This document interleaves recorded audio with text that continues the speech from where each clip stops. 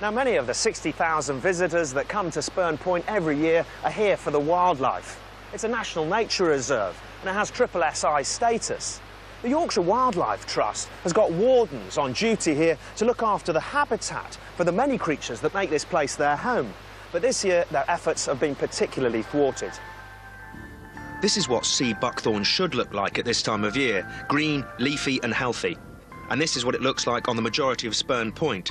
It's been completely decimated by brown-tailed moth caterpillars. They may look small and harmless, but brown-tailed caterpillars are running rampant across the point. They're taking no prisoners and are seemingly munching their way through everything in their path. The caterpillars are everywhere. There's quite literally millions of them. And if I just get hold of one here... Stop! Step away from the caterpillars. Tell me then, what's the problem with them? Well, the caterpillars have small barbed hairs, which when they're caught in the wind or when you come into contact with them, they can be an irritant to the skin and also to the eyes. And why are there so many of them then, Chris? They were first recorded on site as a moth in 1973, but only as a breeding species as recently as 2004. This year they have reached epidemic proportions as part of the natural 5-year cycle.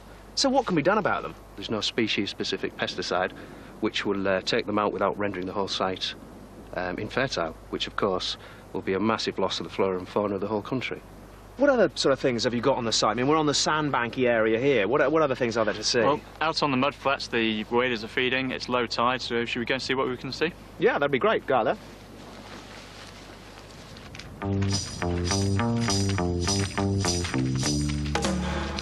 So why have you brought me out here then, Neil?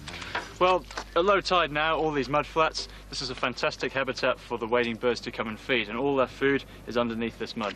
As you see there, there's a worm cast and a hole, so we may have a ragworm and perhaps a lugworm if we're lucky. OK. Lovely, rich, nutritious silt. Thick mud. Absolutely. There we go. Yeah, there's a nice lugworm. Oh, Smashing. Yeah.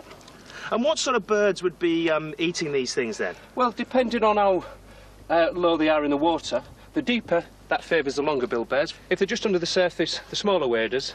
Now, someone worked out that this estuary mud has as much calorific value as 5 chocky bars per litre, which is pretty nutritious, but of course, pretty rubbish with a cup of tea. I wouldn't want to eat it. No. We're going to see what else we can dig up here.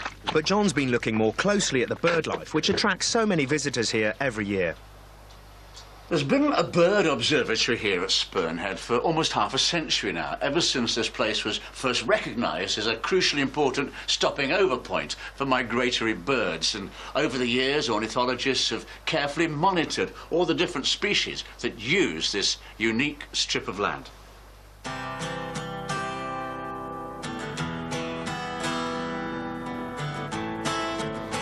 So what makes this place so special then for wild birds? Well, because of the different habitats we have here and the migration that happens here, because of the shape of the peninsula, everything's funneled down the peninsula, and because it sticks out in the North Sea, this is the first piece of land that birds see, you know, and when they've travelled in from Scandinavia, they just dump straight down here to rest and feed for a while before moving on further inland. Swifts and swallows are among many regular visitors to the peninsula, and while the birds are here, no time is wasted catching them and ringing them to monitor their migration patterns. What's this then? This is a lesser white-throat. This is a migrant from Africa. So she's got a ring on her there. Yeah, we can tell by this ring that she's been to Africa and back. And she could live 3 or 4 years, 5 years even, and do it 4 or 5 times.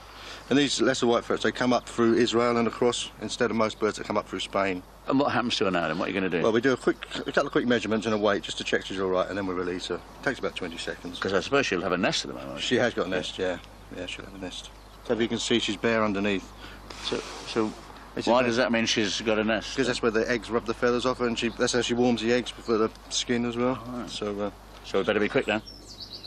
Right, we just do a simple wing measurement. So 6 centimetres. 64, yep.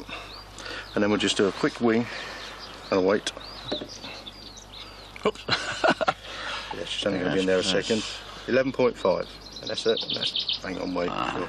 She's got a very busy time when she's here. She'll probably have 2 broods of up to 10 youngsters while she's here.